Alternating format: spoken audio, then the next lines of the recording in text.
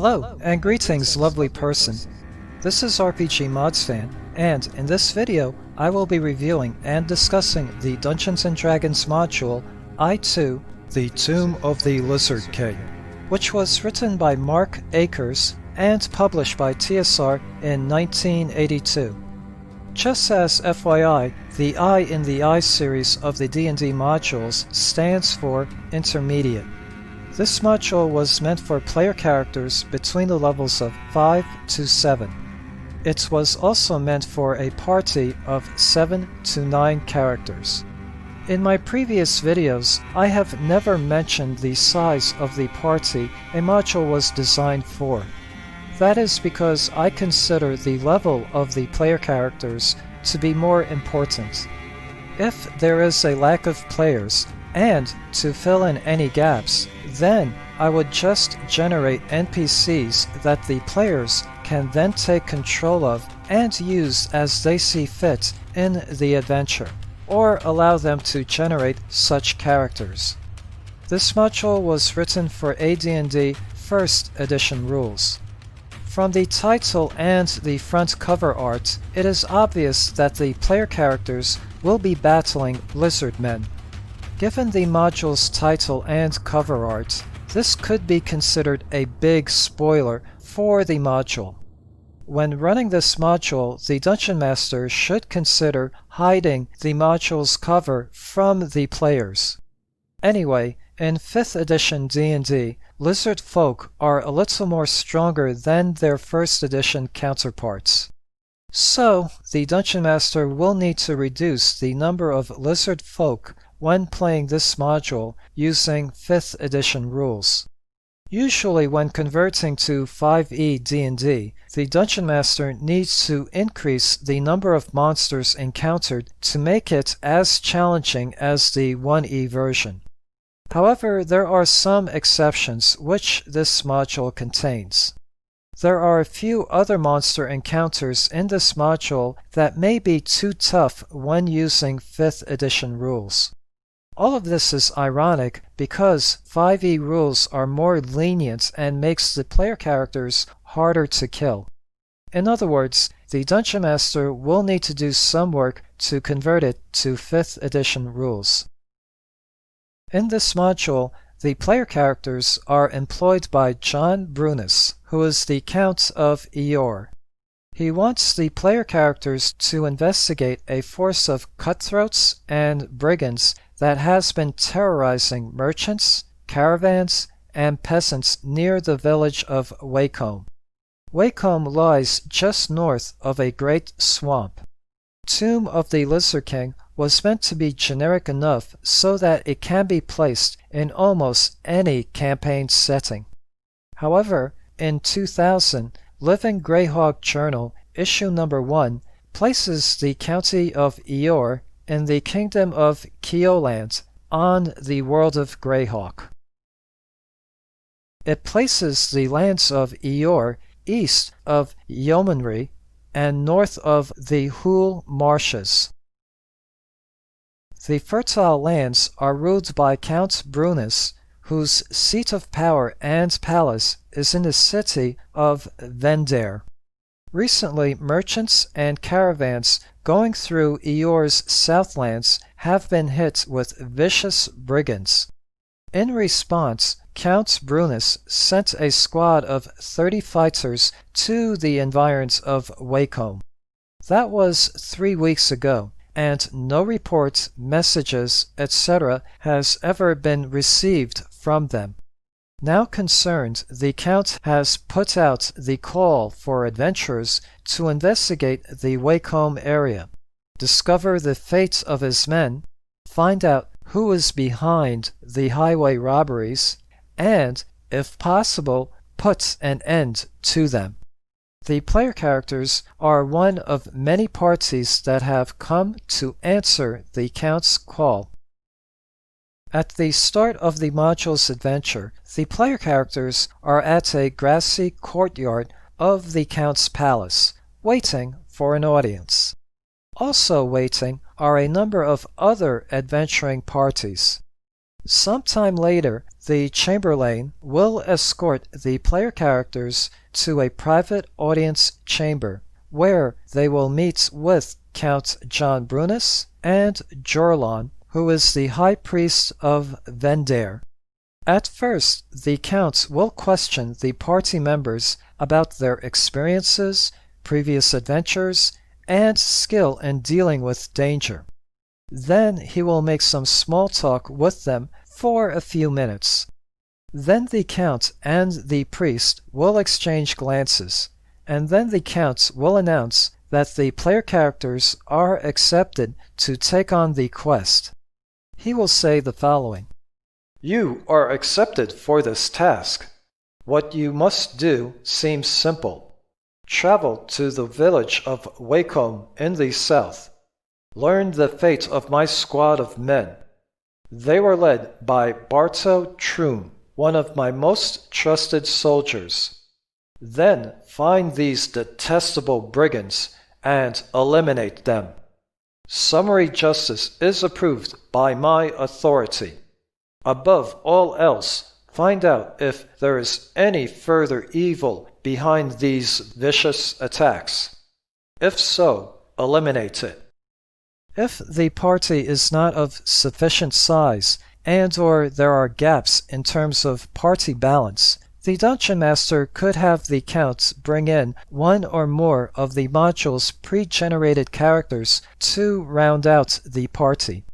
The next thing that happens is that the player characters are escorted by the Count and the priest into the public audience chamber, where merchants have been assembled to give their first-hand reports on their encounters with the brigands. As a side note, TSR's editors seem not to be good at their jobs. When first reading the module, it seems the player characters are supposed to meet the Count at the public audience chamber, then meet the merchants at the main council room. However, later on it states the merchants will be in the public audience chamber. This is not the only error in the module. There are a few others. Likewise, I have come across editorial errors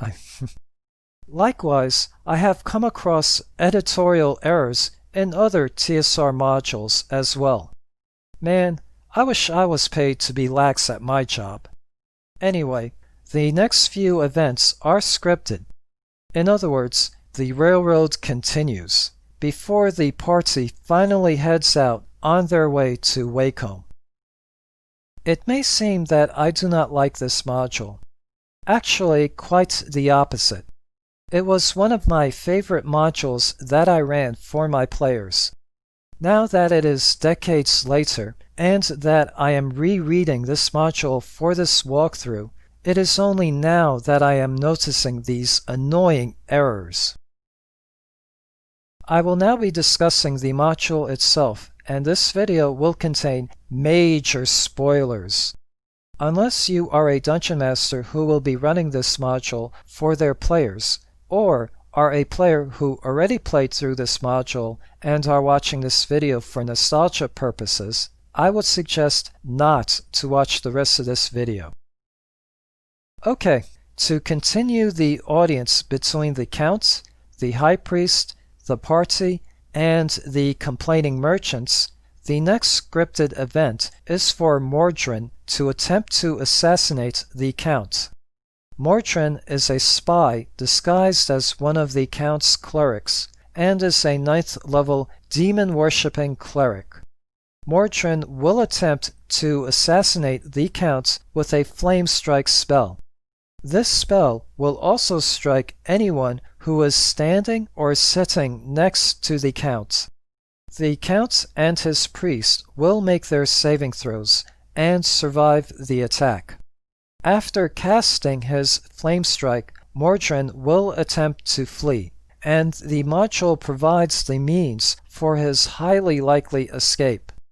In other words, the party is meant to encounter Mordrin towards the end of this module.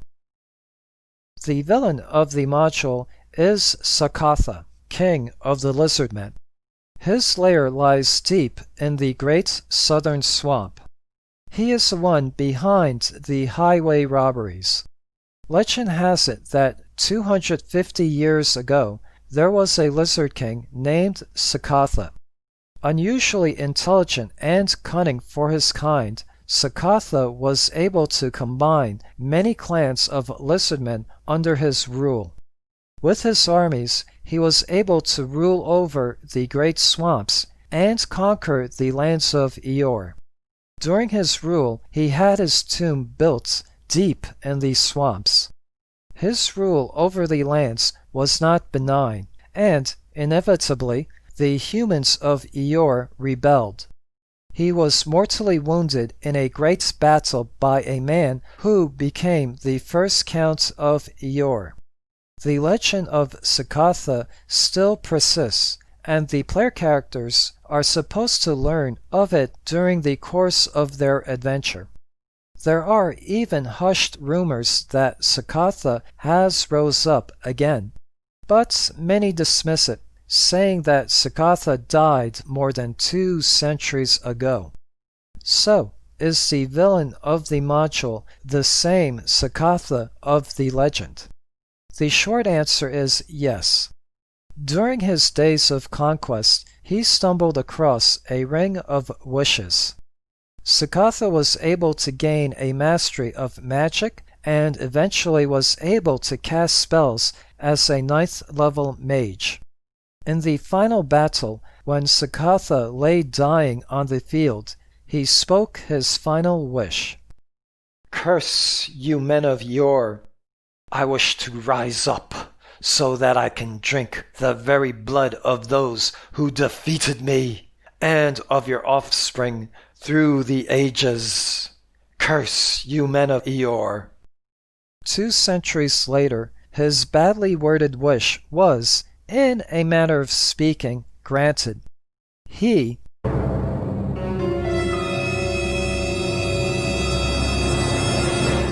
was awakened as a vampire. For me, this is what made the module great. Sakatha was a unique villain. Sakatha is very similar to Count Strahd von Zorovich of the iconic I6 Ravenloft module. Both are vampires, and both are able to cast spells like mages. Funny thing is, the I2 module was published a year before the I6 module was. Unfortunately, the player characters do not interact with Sakatha till the very end. As a villain, I think it would be more impactful if the player characters were able to interact with Sakatha more than once and in non-combat situations. His vampiric nature should remain a secret until the very end. Sakatha's main goals are to reassert his power over the Great Swamp and over Eeyore, and to take horrible revenge on the house of the Counts of Eeyore.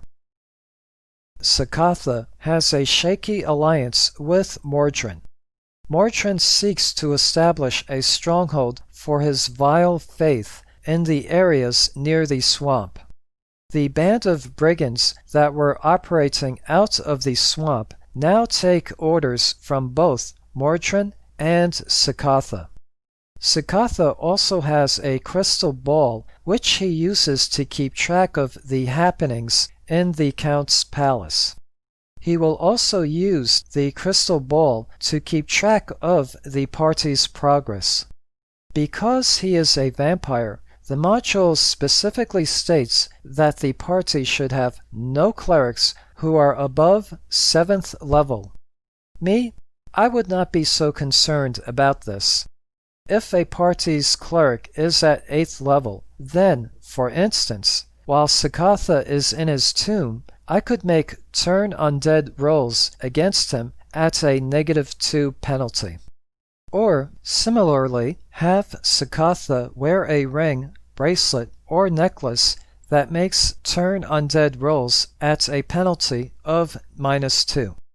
What I like about this module is that not only is the main villain unique, but also it gives the villain a rich backstory, which in turn makes the villain even more interesting. Displayed is a map of the lands of Eeyore. On foot, the module says the party can travel 4 hexes per day. If mounted, the party can travel 8 hexes per day. The module also instructs the Dungeon Master to check for random encounters 3 times per day. The refugees encounter are composed of men, women, and children who are fleeing from the Wacombe area. The stragglers encounter are composed of 4 deserters from the Count's original 30-men troop. They were the only ones to flee when fighting broke out between them and the brigands. This is because they did not make their saving throw versus fear. This encounter should only happen once. Likewise, the clerics encounter should only happen once. The clerics are a source of rumors that are mostly true.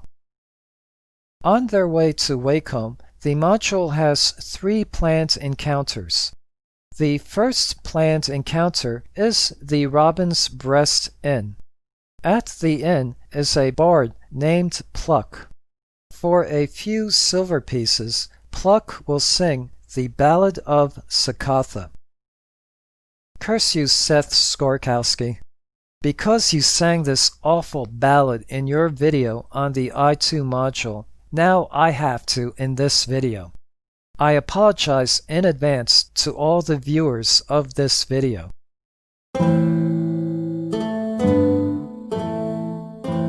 Sakatha once was the great lizard king, said to have powers stored in a ring. Over swamplands and plains his dominions have spread. His very name filled all creatures with dread. To build his great tomb in the midst of the marsh, many men died in slavery most harsh. His minions took all of our best for his altar, not for a day did his bloody thirst falter. Then there arose the great Count of Eeyore, the greatest of heroes in the days of yore. He slew Sakatha in the battle of Wacombe.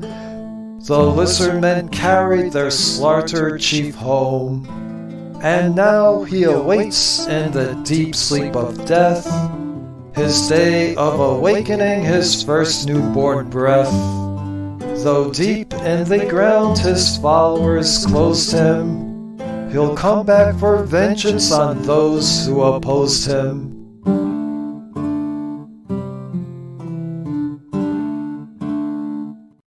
Oh man, I can feel those vegetables being thrown at me now, along with hearing all the booing. Obviously, this ballad foreshadows that Sakatha is behind the troubles in Eeyore. If the player characters are too cheap to pay Pluck to sing the ballad, then have one of the inn patrons do so. In order to keep the mystery going, the Dungeon Master may wish to add some red herrings, such as the player characters hearing tall tales of the leader of the brigands. By the way, the module does not give the brigand leader a name, nor does it give him or her any details. Right before the river flows into the swamp, there is a bridge crossing. Along the banks of the river are rich growths of water reeds.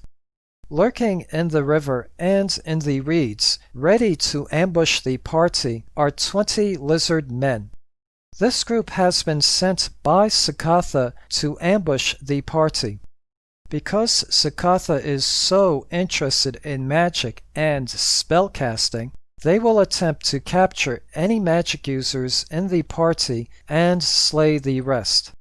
Due to the module's front cover art, the player characters may attempt to cross the river elsewhere. In that case, I would just move this encounter to where the party attempts to cross.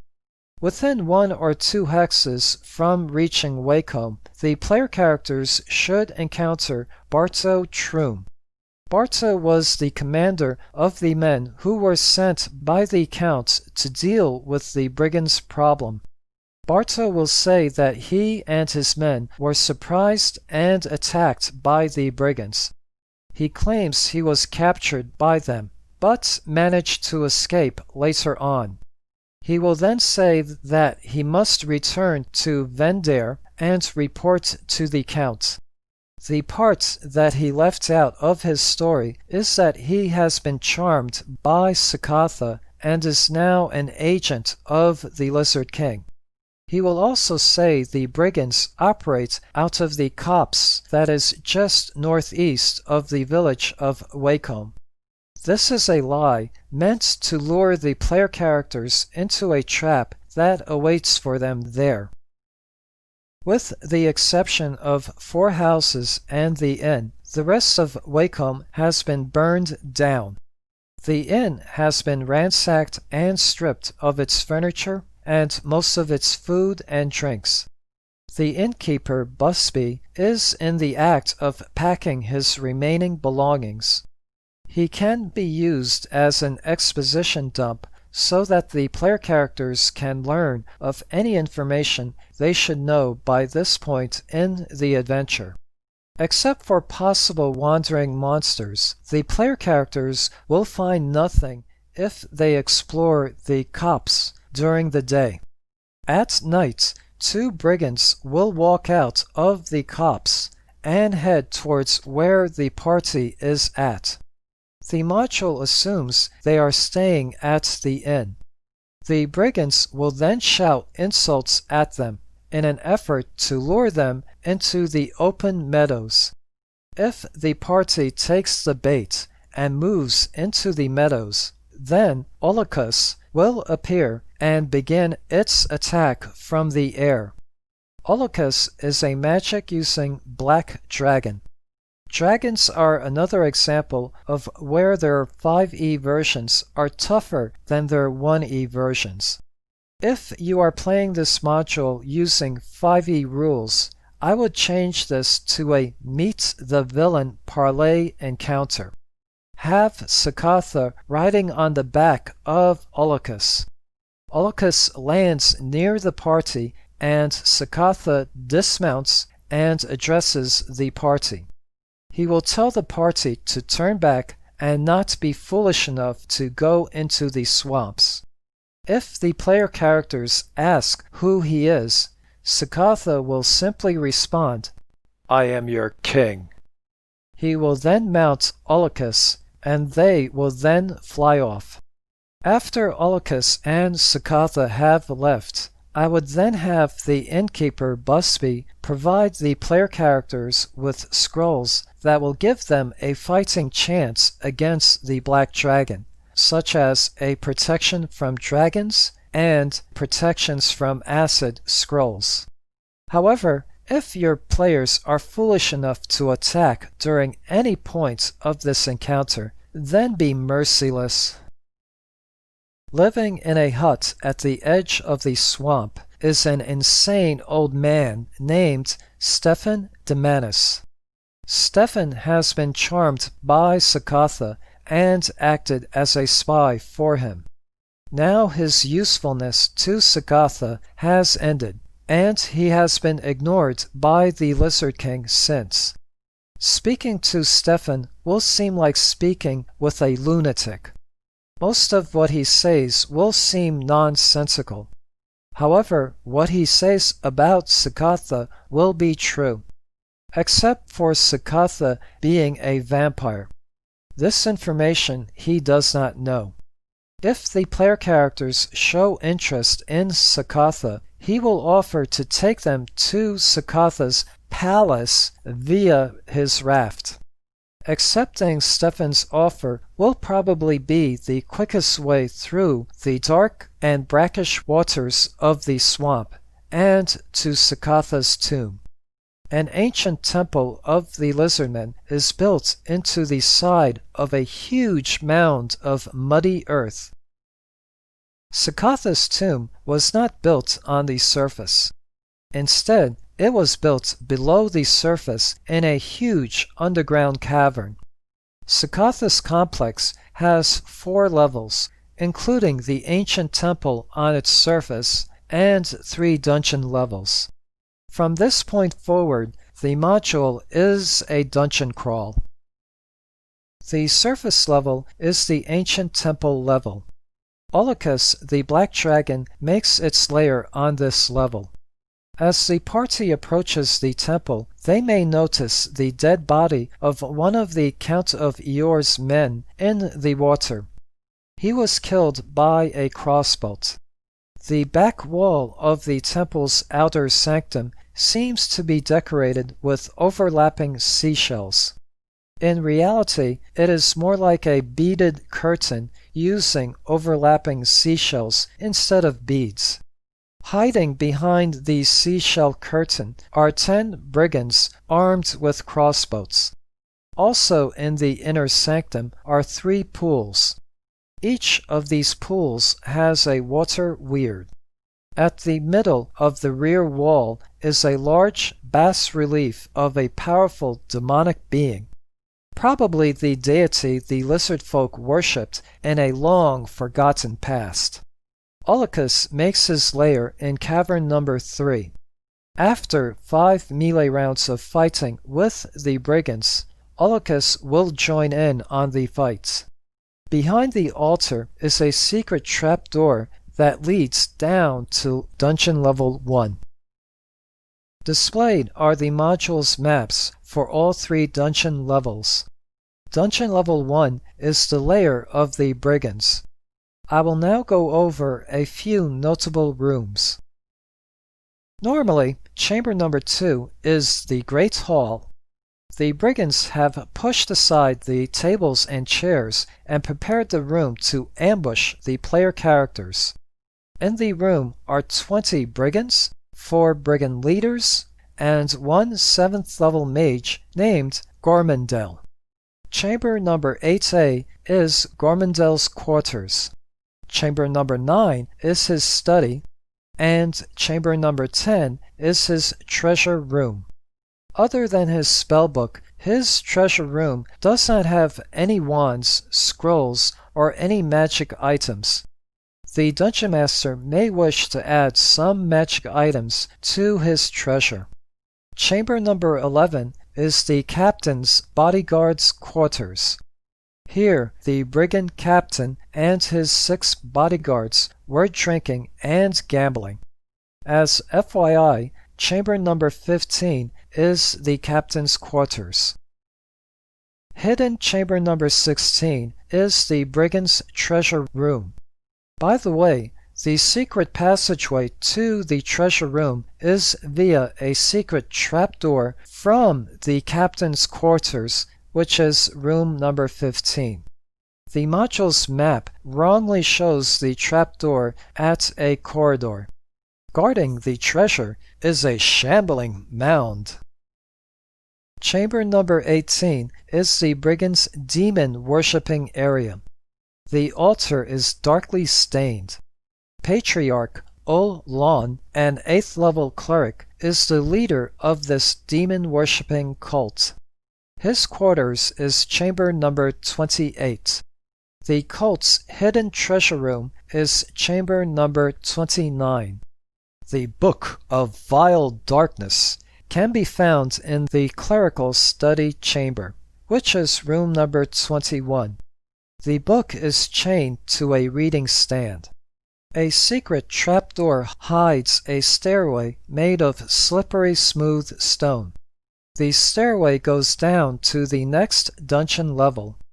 However, the stairway is trapped and will recede when triggered. Player characters who are on the stairway will need to make their dexterity saving throw, or they will fall into a flaming pit that is 30 feet or 9 meters below. The flaming pit is an additional 60 feet or 18 meters deep. Don't you love the smell of barbecue? On my prior video on the I2 module, I received a valid comment from Eric Jarvis, which I did not address in that video. His question basically is, how do the lizardmen and other denizens of Dungeon Level 2 get to Dungeon Level 2 safely without being barbecued by the flame pit trap? I see three possibilities. 1. The lizardmen and other denizens avoid stepping on the 5th step of the stairway, which is what sets off the flame pit trap in the first place. 2. There is a hidden switch or lever that deactivates the trap. Or 3. There is another entrance available to them, but not to the player characters. My thanks to Eric Jarvis for pointing this out. After the Brigand's Lair dungeon level, the next level down is Dungeon Level 2, which is a huge underground cavern. Considering the barbecue pit trap needed to be traversed to get to this level, I burst out laughing when I read, "Having descended safely to the next level," which is the beginning of the read-aloud text when first entering into the area. I believe the author was intentionally trying to be funny here. Areas marked R1, R2, and R3 on the map are areas where the party can safely rest as long as precautions are taken. The wide river that flows through the cavern is actually an illusion. In reality, it is a 60-foot wide, 20-foot deep, or 18-meter wide, 9-meter deep dry ditch.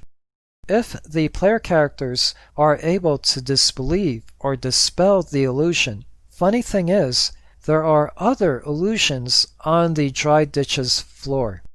8 patches of the dry ditch's floor are illusions, and in reality hide 8 vats of acid.